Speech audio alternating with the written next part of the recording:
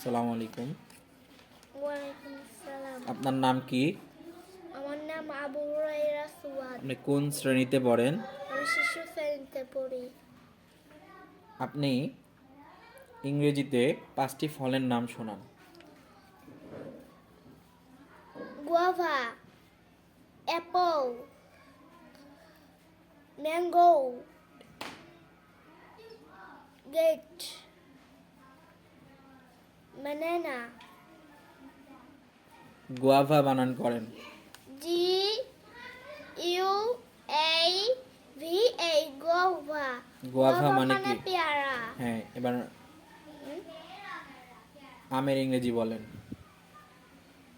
M এই N G ও mango. Mango মানে আম।